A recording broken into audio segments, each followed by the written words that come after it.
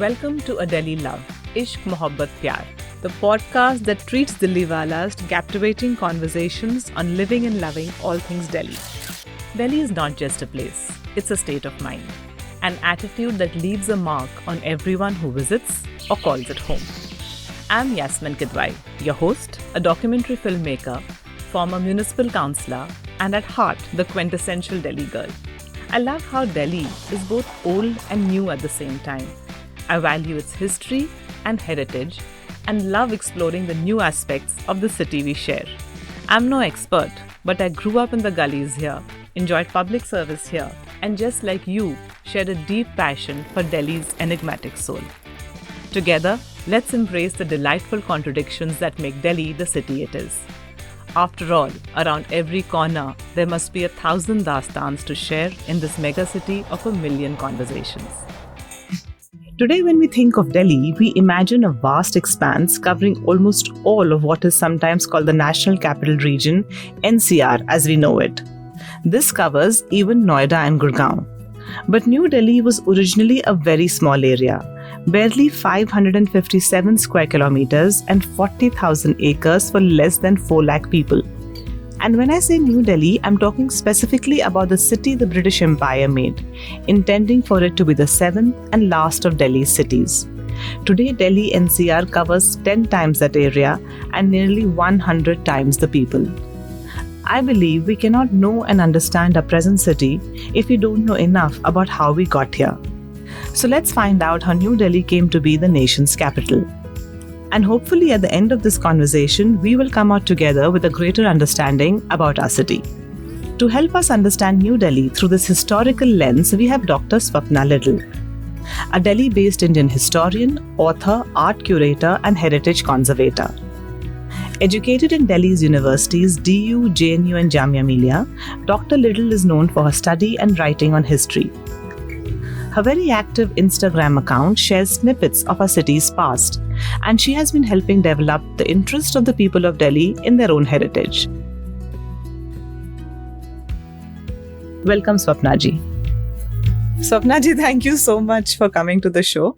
I've been reading your books and I love history. So reading your books was like, if you're getting back after a long time, it's also they're very easy reads and still very, very descriptive and interesting, I have to say. Thank you so much, Yasmin. It's, any author loves to hear that their books are read and they are liked. So, and especially history, because it could be something which can just go in the realm of academics and nobody's looking at it. But your books make it very easy to pick up. Tell me, Swapna, to understand New Delhi, what would be a good point in history? How far should we go back? Today we are talking of New Delhi and how it came to be. So, how far back should we go? I think to really understand New Delhi, you have to go very, very far back. And I'll tell you why.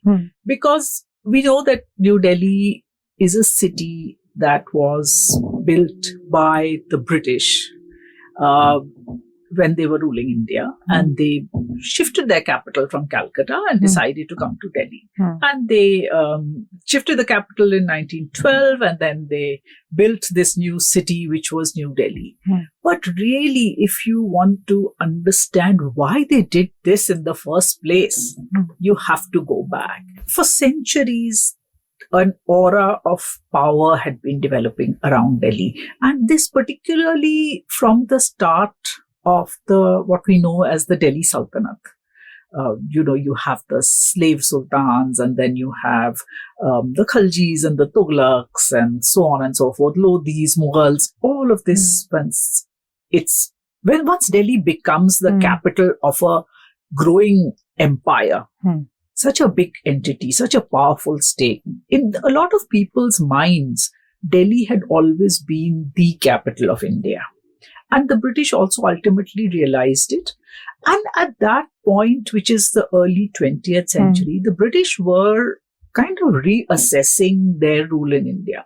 Reassessing simply because the national movement had been growing. Correct. You know, from the late 19th century, you see the Congress movement begins. The whole different kinds of people are fighting for independence now. They are clamoring for independence. They are clamoring for greater rights. All of that is happening. And at that stage, you have the British thinking, "Ab kya kare?" And they decide that, you know, one of the things we can do is let's have a kind of a makeover. Let us give the Raj a new image. The aim of the British was to try and persuade the Indian people that we are also an Indian state. We are as Indian as, say, the Mughals were or the Sultanate was, which is absolutely not true, of course, because this was a colonial state which was ruling India on behalf of another country, right? But you know, its image is everything. Yeah. Even then. Now and then. So they wanted to make this image, you know, and one of those images is कि हम भी जैसे, you know, like people have ruled from Delhi for so long, we'll also rule from Delhi. And that is the idea behind shifting the capital to Delhi and then eventually building New Delhi.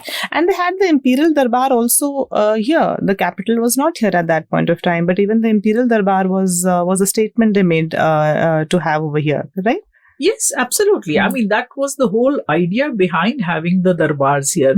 Ke they wanted at that stage that in people's minds, we should show a continuity with the Mughals. Like we are also like the Mughals. You know, they had darbars, we are also having darbars, and we are having them in Delhi. And in fact, the last darbar that they held, where the announcement was made that Delhi would be the capital, that is where it is, you know, you have this iconic image of George V riding out from the Delhi gate of the Red Fort, just like the emperors had come, or giving darshan at the Jharokha darshan, where the Mughal emperors used to give darshan to their subjects, you know. So it is that imagery they want to build up that imagery to make this, make the Indian people imagine that, you know, ye wohi hai, jaise Mughals the, they are like this only. So that is a very important part of that whole narrative that they're trying to build up.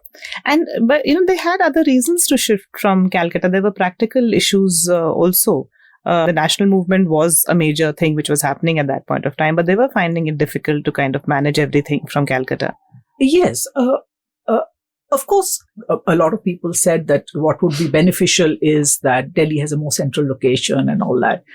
But I think that those were issues, but not so much by that time, because by that time, the railways had come, the telegraph had come, all of that, communications had become easier. So in fact, the situation in 19th century was in fact more difficult to rule from Calcutta rather than in the 20th century when things were better connected. But also, the political imperative also was that one of the things that the British wanted to do was eventually to move to a place where Indians would be given greater participation in rule, at least at the provinces, the level of the provinces. You know, they had to respond to the Indian demands. They were serious about that. They wanted to respond. You know, what happens, you know, we sometimes forget how important the national movement was in pressurizing the British also, right? It's not one moment that, okay, now things come to a breaking point and they just leave. There is a period of this where there is some response, then greater pressure, then some response, then greater pressure. So this is a part of that response, particularly when you have Viceroy Harding come to India. He's trying to undo the kind of things that had happened during Curzon, because that had failed. Curzon's very repressive measures had not worked. In fact, it had led to so much more problems, you know, like the partition of Bengal had, you know, triggered the Swadeshi movement, for instance. So there was now a feeling that we really need to do something. And it's not just an image. They also they had this thing in mind that let us look to a future where the Raj, where the central government, where the British Indian government will look after major imperial concerns, central government concerns, where a lot of delegation will happen to the provinces. That was on the cards. And ultimately, it does happen also that they delegate more. And part of that is that if you move the capital away to a kind of place which is not the so, Bengal was the most disturbed province. Yeah. So they said, let's move it away from Calcutta. Let Calcutta become a full-fledged province. Let it not be, it was a lieutenant governorship. It's the same problem as Delhi. We are always complaining that Delhi is, it has too much interference from the center. There is no independence. Ironically, it was the same thing that was happening in Bengal. Too many power centers. So they said, different power centers. The province center cannot grow as long as the supreme government is sitting on our heads.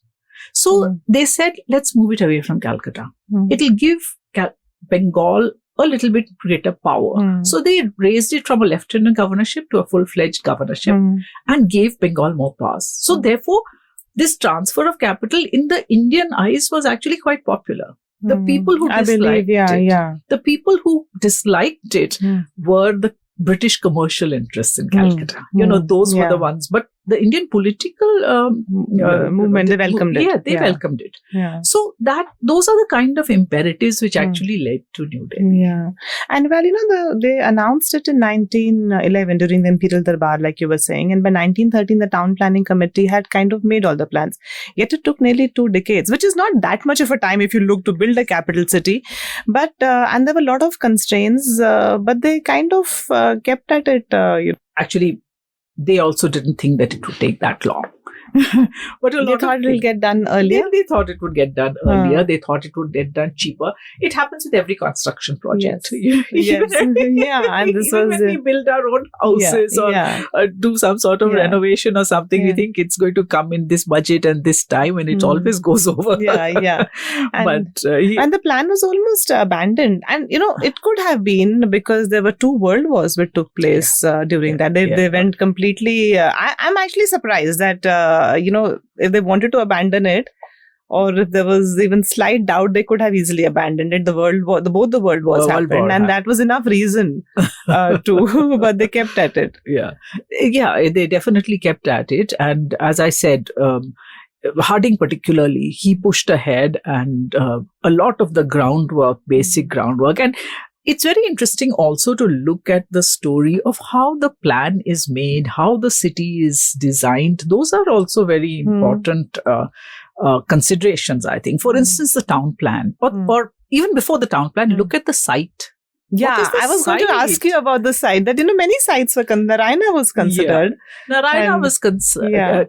So, the question was to build a city. It's quite challenging because you need a large amount of space. It has to have good drainage. It has to have, a lot of topographical considerations, etc. And they did a lot of surveying on that. And they had a town planning committee, which had John Brodie, it had George Swinton, it had Edwin Lutyens on it. And they went around and they surveyed and they talked to government officials, engineers, etc. And they had all sorts of ideas. They said Shahadra was one of them. They considered Shahadra, but they said it's Yamuna Par. Connectivity with the old city will be difficult, and old city would continue to be, that was not being touched. That was not being touched, and they envisaged that a large number of people will continue to stay in the old city, right? So you can't have a major connectivity problem. There was just that one bridge. So that was an issue. Then the other issue, the other site that they considered was the northern ridge where your Delhi University, etc. is. And they said, no, it was a low-lying area. Abhi bhi wahan pe floods ho jate hain. So, that was an issue. They considered Narayana. Narayana was very interesting from all points of view because it had good drainage. There was a lot of space. It would be perfect. They rejected it for a very interesting reason. What is they that? Said, it cannot be considered to be Delhi.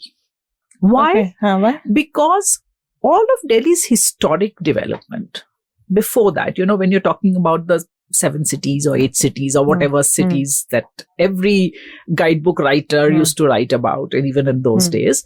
So they said if you look at historic Delhi, it has all happened between the ridge and the river. There's a triangle of land called the Delhi Triangle. The Delhi Triangle. So it has happened in that. Narayana would be outside that. So it will not be suitable. Which also tells us how important Delhi's history was in the building of New Delhi. This consciousness that we have to build on a legacy. The fact that Delhi has this strong history, it has this strong legacy, we have to take that. Otherwise, it would not serve the entire purpose of it. So that's the purpose. The other thing is the architecture itself. That is very interesting. But before I move on to architecture, look also again at the town plan, the specifics of how the town plan is made. They incorporate all the big monuments which are in this area. It's built finally in Raisina. Right? Raisina. Right.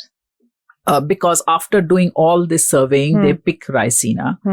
And this is just south of the existing city at the time, which is what we call Old Delhi. So it's just south of this Shahjahanabad. And this is picked. It is not completely empty land. They have to clear away some villages and they relocate, etc. All that happens. But after having done that, they also demolish a lot of buildings. I wanted to, in fact, ask you about the demolition also. That, though the city was literally not being, they wanted to be in the triangle, and the Delhi has kind of expanded.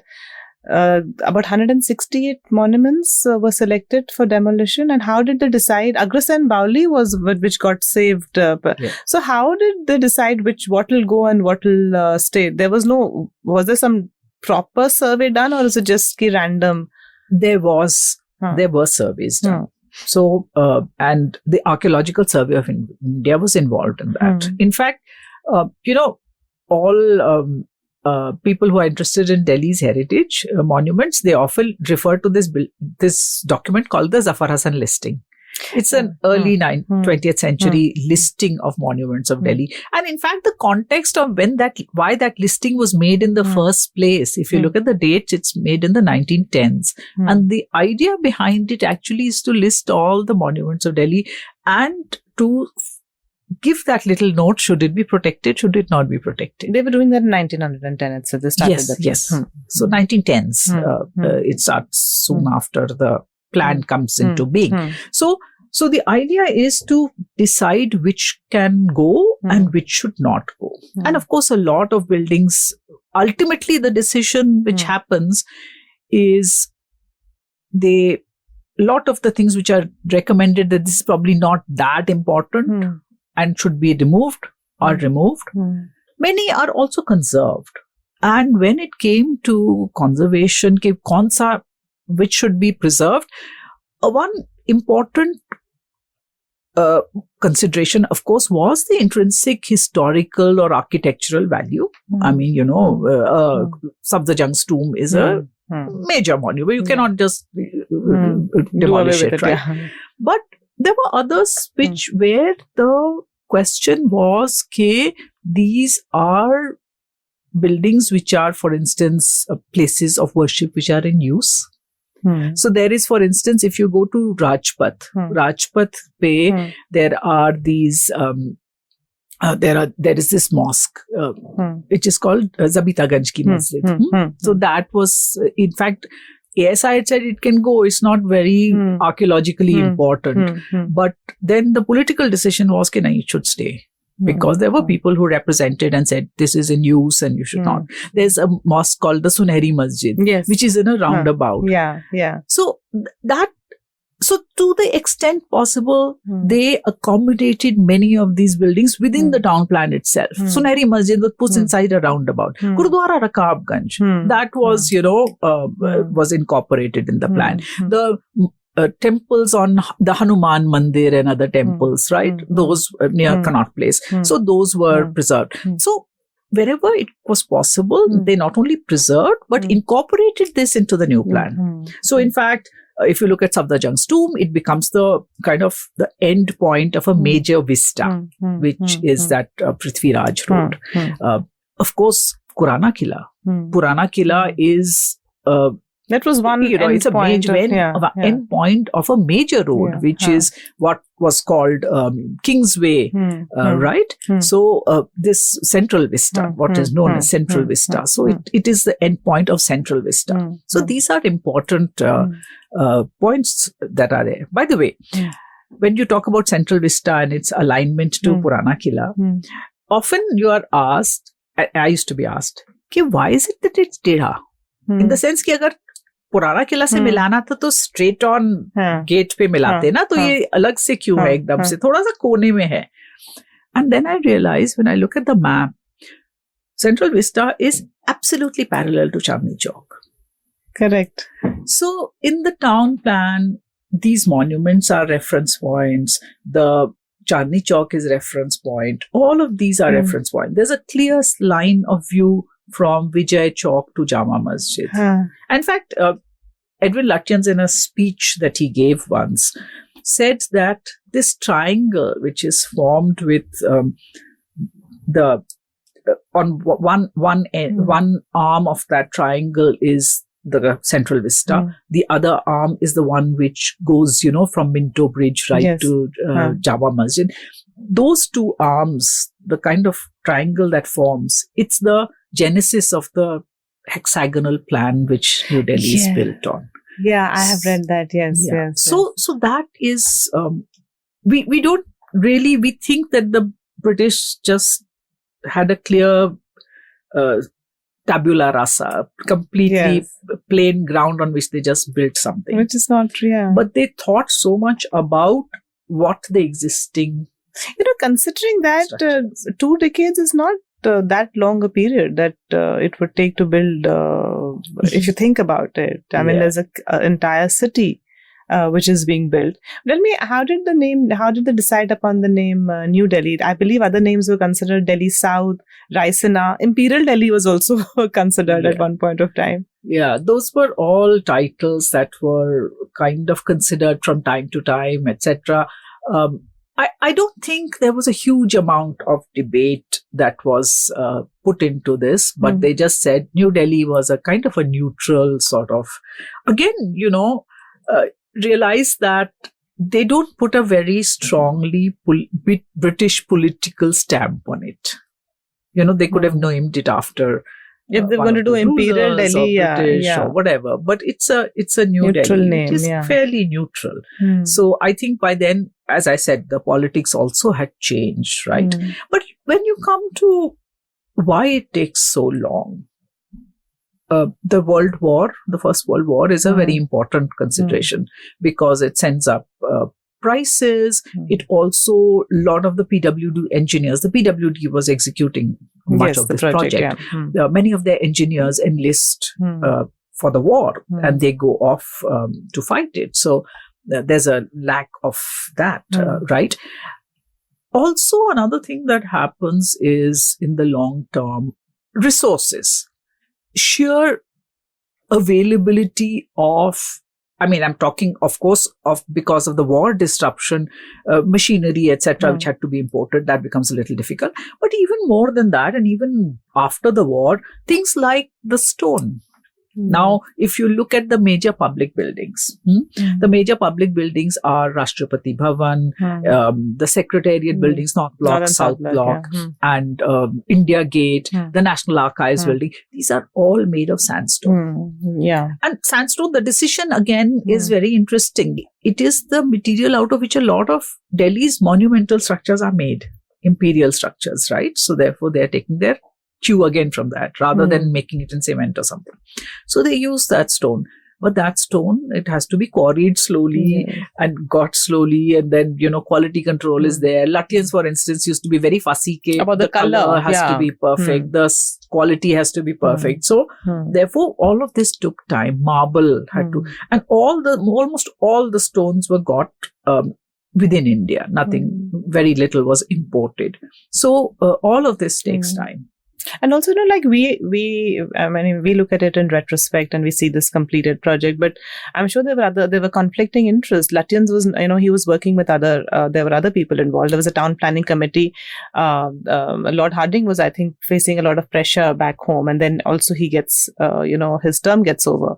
at this point of time. So those conflicting interests, like any other project, I'm sure they had a lot of managing to do. Absolutely. One of Harding's main opponents on this was Lord Curzon himself, who said that this whole project of moving to Delhi will weaken your center. It will become the provinces will get a lot of power and center will weaken. So that is one this thing. And of course, he feels that Calcutta is a British town. It has British interests in it, and you're moving it away from Calcutta, so you are working to the detriment of British interests. So that's the kind of arguments that a lot of his political opponents back in Britain are talking about. And of course, like any other project, there is this thing, paisa kitna kharch hoga or kitna kharch ho raha hai, and all of that is happening. It's interesting that in the by this time we have some councils and some Indian representatives and all. The Indians generally supported the New Delhi plan. So, they were the ones who were the backers of this New Delhi plan. And were they the reason, or were the British themselves trying to? Because in the architecture and design, they have taken a lot of elements. They've tried to. There are elements of from Buddhist stupas and Islamic architecture and Hindu temples. They have taken all this. In fact, it's very interesting. If you look at the correspondence, there's a lot of British correspondence on this. Now, all the government files and all are all preserved. And in fact, excerpts from those are printed also. And if you look at the to and fro, the arguments that are happening, they are very, very fascinating. Because Harding in his mind, he was very clear, this is a political statement that we have to make. The political statement is British Raj is as Indian as the Mughals were. Right? That's what he has to make, bottom line. Lutyens who, by the way, we really call it Lutyens is Delhi, but actually his role is fairly limited. But he is at that point, he's not the sole town planner. There are others on the town planning committee. But as far as the architecture is concerned, he is the architect of some major buildings like Rashtrapati Bhavan, India Gate, and the Archives building. He is also on the architectural board, which means that he, together with Herbert Baker, who's also the architect. He somehow doesn't get that much. He's the architect of the North Block, South Block, and of Parliament House. They together form a board which approves the other buildings of Delhi. So they have a lot of influence. Lutyens, for instance, he's a brilliant architect, but I would not have liked to have lunch with him. He was a racist man. This is really horrible because he believes that there is no good architecture in India. Indians have, he has a very poor opinion of, say, Mughal architecture, etc., which everybody acknowledges it's great, right? But he has a mental block against all Indian architecture and all Indian art and Indian culture and Indian intellectual abilities, right? So he wants to make a kind of a very classical European style, and which reflects in the bungalows actually, which is And Harding says no. What's the point of doing this if you're going to create another Calcutta over here, right? The whole point of moving here is to make this statement. So he says no. You will. Incorporate Indian features. And that's why the sandstone, that's why the chhataris and chhajjas and jalis that you see in that architecture of these buildings. The Sanchi Stupa, which is the clear model of the dome over Rashtrapati Bhavan, right? So all of this, in fact, if you look at Vijay Chowk also, it is surrounded by this railing in stone, which is a copy of the stupas. But even Parliament, the Central Hall, the chhatris and all. In fact, even was building the Parliament itself a response to the national movement and to incorporate the representatives and all in Delhi? Yes, and perhaps kind of control them in that way. Definitely. What happens is that one reason why Parliament House comes up a little to the side and it comes up a little later. Because what is happening is that simultaneously as all this is happening, the national movement is also growing. Our national national leaders are not content with a few gestures, right? They keep asking questions, then they keep demanding more.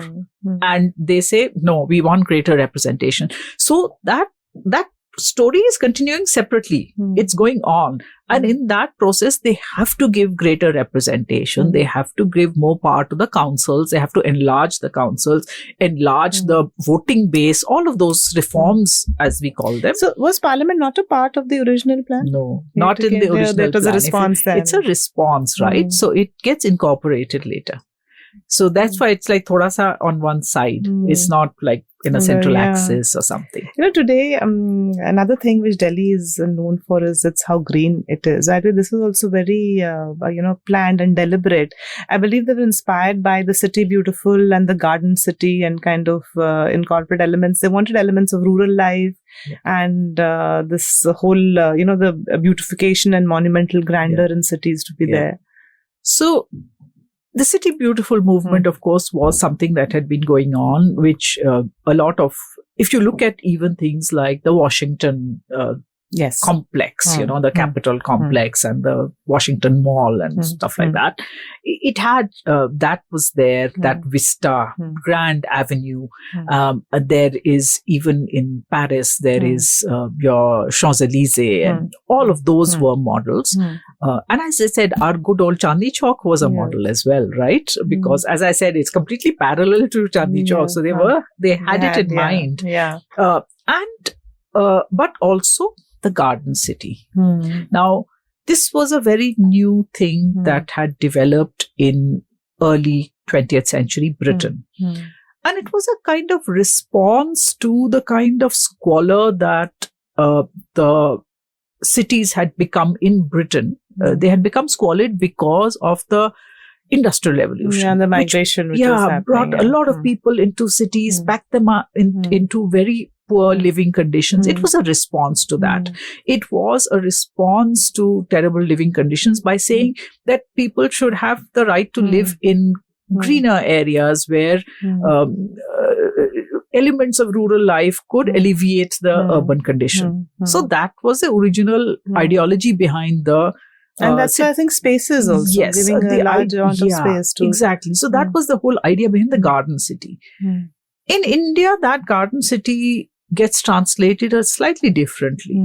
Because after all, it is a colonial state, right? It will have inequalities of the ruler and the ruled. And there the rulers get the benefits of this good living conditions, because Delhi is eventually, it's an administrative city, which is the city where the people who rule over India will live.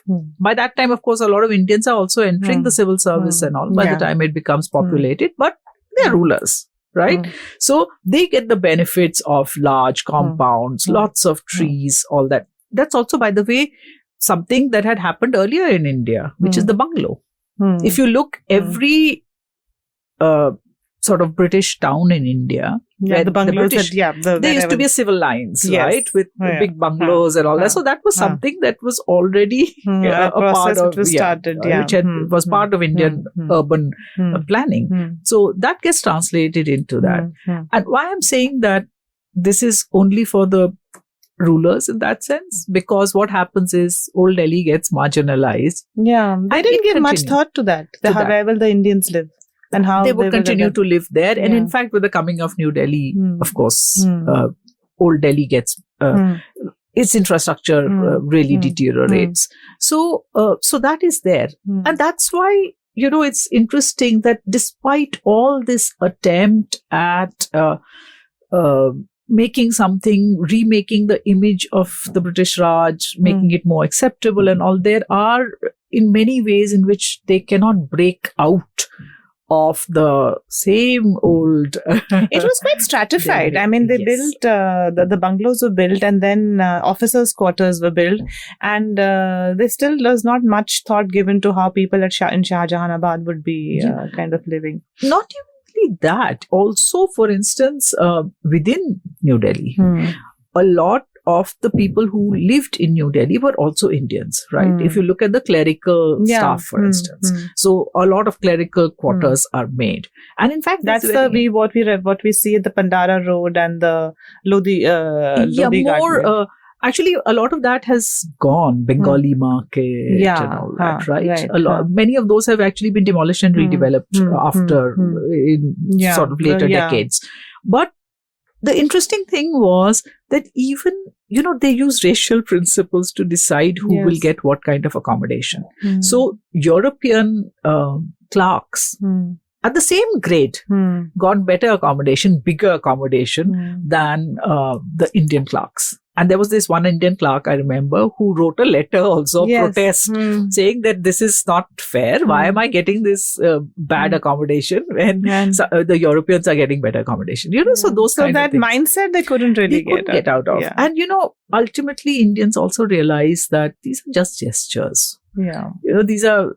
They're making these gestures, but we have to continue our protest and our fight. Thankfully. So, we were talking of the garden city. This thing, we see these roads lined with jamun trees and, people now sell them in the summer. That was also planned. These green leafy, the roads and avenues were made like that. Yes, there was a very interesting principle behind this also. New Delhi has these roundabouts. It's not on a grid plan. It's on this hexagon which we were talking about. Yeah. And you have roundabouts from which there are radiating roads. And it was decided that many of these each road would have its own kind of botanical footprint. So they picked various trees which would be imposing, they would be big and suited to the size. Wider roads will have bigger trees, narrower roads will have smaller trees. So those kind of decisions were taken. And William Musto was the horticulturist who was the most prominent in this. And this was made. So with so much planning happened, how did a weed like Keekar start growing all over Delhi? I think that was a mistake with the name, that right? That is an interesting... Keekar, of course, this Vilayati Keekar, Prosopis juliflora, they had used it earlier also. It was not a great move. It was a fast growing thing, but it was really a weed which used to push out other... The problem with it is it's an exotic species in India. It comes from outside. And if you plant it, it will eventually take over the area and not allow anything else to flourish. So therefore, it's not a great choice. They had used it in the past in various places. But in the context of Delhi, New Delhi, they decided that they needed to green the central ridge particularly, and this was which would quick. be... What they did was they actually did a survey and talked about what are the plants that could be used. And they drew up a list. And there's a list. And I think, if I'm not mistaken, they have about 20 odd trees on that list, which is initially proposed that these are the trees which should be suitable. In that list, this Prosopis juliflora is not mentioned by its botanical name. What is instead mentioned is something called Pitchelobium dulce. And this Pitchelobium dulce is actually jungle jalebi, right? But in this list, unfortunately, instead of writing jungle jalebi, it is written Vilayati Keekar. So my theory is that actually it was actually a clerical or whatever, and not clerical, but an error in the listing. If you look at the botanical names, this Prosopis juliflora was not recommended for planting in this project. Yeah. It had been done earlier, but not for this project. But it still got planted. There were other mistakes also. I believe there's something called Lutyen's Folly, which is the Raisala Hill. There's Pandara Road, which was supposed to be Pandav. That's a very funny story because I discovered this in the National Archive. It's not the National Archive, the Delhi Archive. You have discovered this? Yes. Okay. I discovered this in the Delhi State Archives in the files because I looked through all the files of New Delhi, making of New Delhi, and this was a file of 1942. I think 42, something like that. And that recent. Yeah. In the 40s, there's a correspondence between the commissioner of Delhi and the NDMC, head of NDMC. And the commissioner asked him, what is the background of this Pandara road? What is it named after?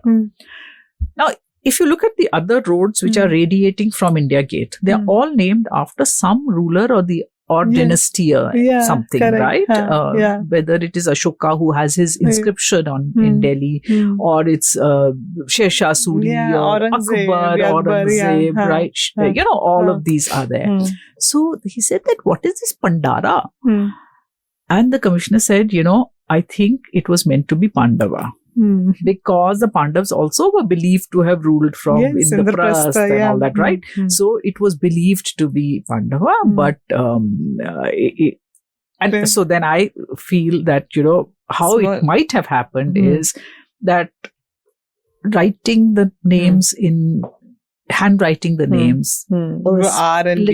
small case V and a small case R are often written similarly, and some clerk typing it up, Pandava V ko R पढ़ के Pandara कर दिया और वो.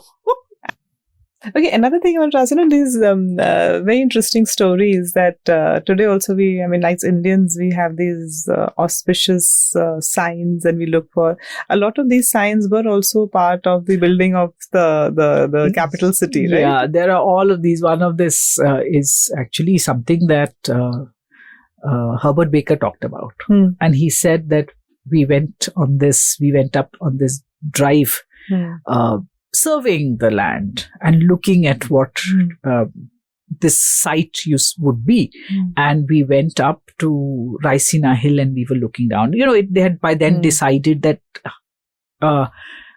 the government house, which would later become Viceroy's house, and now we call Rashtrapati Bhavan, that would be placed on Raisina Hill. By the way, that was an idea of Harding. Harding came up with this idea. Let's place it on the top of the hill, because it gave them a view. I think. Yeah. Lutyens had originally suggested way back on the ridge near Malcha. That would be too far. So they had decided on Raisina Hill. And he said, we are standing on Raisina Hill and we are looking at all this land, and it's strewn with the remains of older cities. It is all the villages that have been removed. It's there. It's strewn with these stones of these. And we said, how will a city come up here? It's a kind of a romantic kind of notion. And he says, okay, I'm looking and I suddenly see that there's this rainbow which comes in front of us, and we realize it's going to be beautiful. He said this rainbow came exactly the same place where later this India Gate arch would come.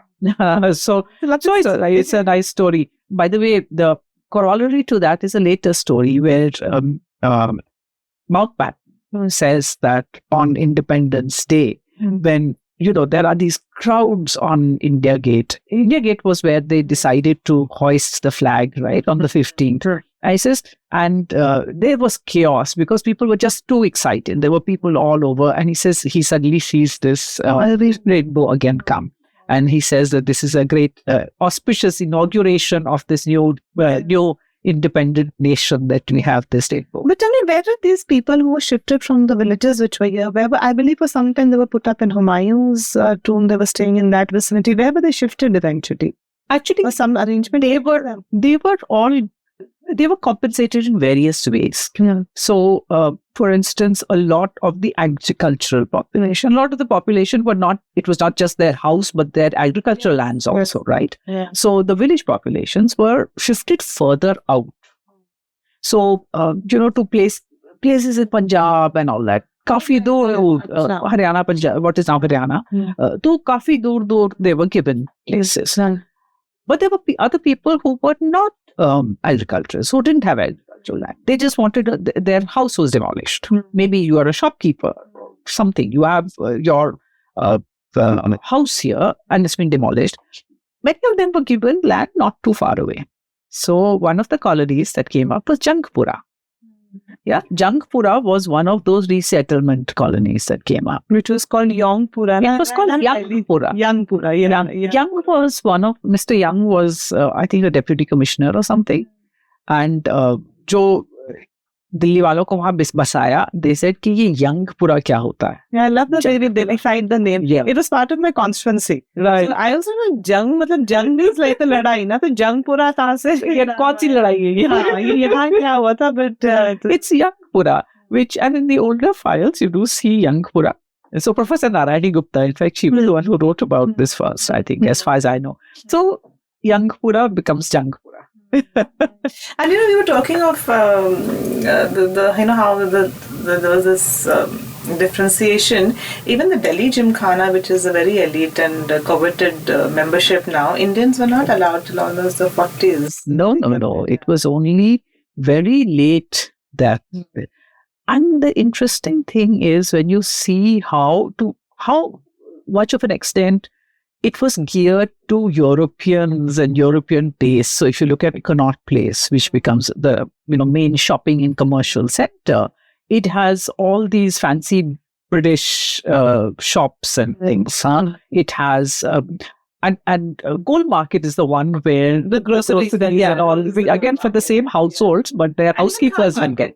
Khan Market comes a little later actually.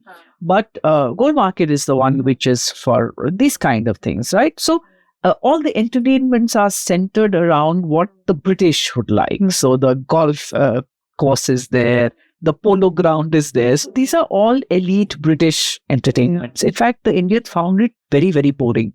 Those who were forced to live here, if they wanted any chehel-pehel, they had to go to the older city. That was, they fell around. There's something, Connaught Place had Nirula's and Kevinter's came up at that time, all these shops. All these Wingers. So all of that is from there. So yes, definitely it was. And in fact, it was so funny. This was the summer capital. Sorry, this was the winter capital, right? The summer capital was Simla. The upper echelons of the government would move to Simla. The lower, basic structure would remain here. And they would turn off the water in the fountains in the summer. Yeah. Oh, okay. Because they said, Sahab to hai nahi. But I believe that it's going less and less to Shimla and especially as CP started, the Connaught Place started developing further. That's what I think the main turning point was the war. Yeah. In 1942, Delhi became the hub for the war in the Pacific. Right.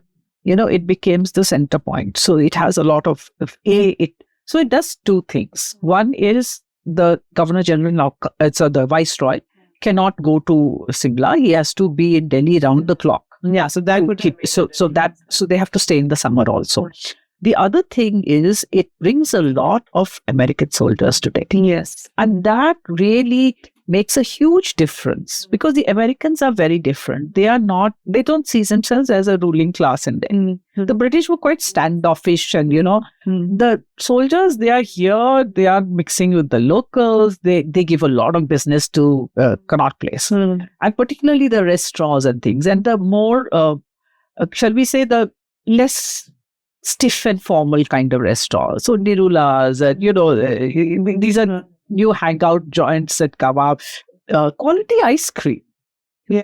That comes up because the Americans are the ones who are, the Americans are into ice cream. Quality, was a restaurant. Yes, but starts, serving these ice cream also. Yeah, ice cream. Kevinter's is also, starts serving ice cream. And I believe Nirula's, there was a hotel with a dance floor. Yes. So you have a lot more social life happening because of the coming of the soldiers and the fact that you can now have a city which is running around through the year rather than shutting down in the summers. It's true. But thank you, Swapna ji, for sharing so much of Delhi's story. I believe the best way to understand your city is through a lens to the past.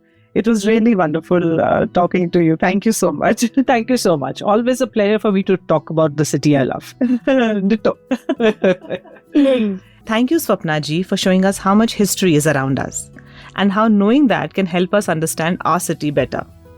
It's fascinating to look at how the city we love came to be. Delhi has moved on from its colonial past to create its own unique identity, one that makes us all Dilliwalas. Delhi is truly blessed with living history and heritage, and this makes for a city with closer communities and love for everyone who came and settled here. some centuries ago and some in recent times. Join us next time as we explore Delhi's hidden gems, people, places and stories on Delhi Love, Ishq, Mohabbat, Pyar. I'm Yasmin Kidwai. Until next time.